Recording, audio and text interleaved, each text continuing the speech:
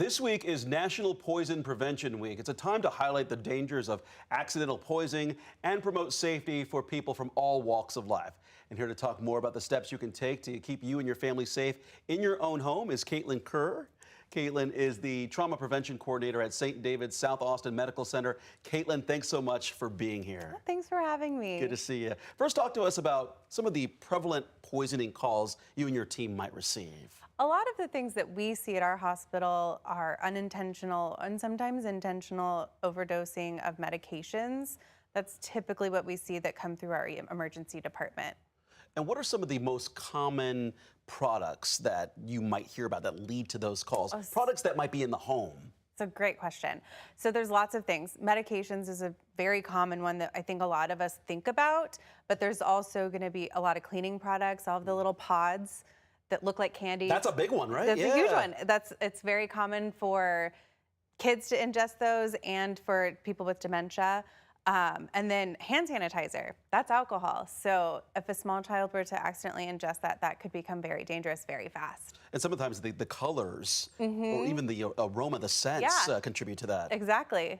It can look very fun, right? But it can be dangerous. That's why it's important for parents to have a conversation with their kids, correct? Exactly. Yeah. Tell me a little bit about some of the symptoms that people should look out for in the house, whether you're a parent or an older sibling even. Yeah. So the first thing to look at is the patient, or sorry, I'm so used to being in the hospital, is the person breathing normally. A lot of times that can contribute to, or be a sign of an overdose. Also, just their pupils could be really small or really big. They could have a slurred speech, be more confused than they normally are. And what's the first thing someone should do in that situation? Stay calm. Nothing good happens when we panic. Take a deep breath, look at them. Do they look like they're breathing normally? That's the easiest thing to look at. If they look like they're breathing normally, immediately call poison control. If they don't look like they're breathing normally and they're grunting and snoring, that kind of sound that doesn't sound normal, you would definitely want to call 911 immediately. And it's a good idea to have the number to the poison center on your fridge even. Yes, definitely. I think having any sort of in case of emergency number on your fridge is a great place to have it. All right. One more question for you, Caitlin, before I set you free here.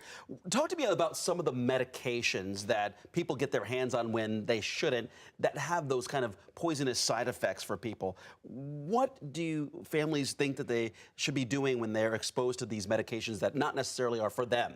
So if you were to have a really bad injury and you got a pain medication, and then your neighbor says, you know, I have this horrible headache, and you say, here, take this, you never know what that person's medical history is. There's a reason why you were prescribed that and not your neighbor.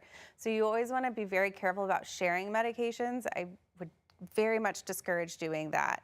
But that's a common thing that I think happens in our society. We want to be helpful, but that can be dangerous. Sometimes it's more of a hindrance. Yeah, definitely. Some good reminders here, Caitlin. We really appreciate you stopping by. Thanks for having me. Yeah, thank you for that.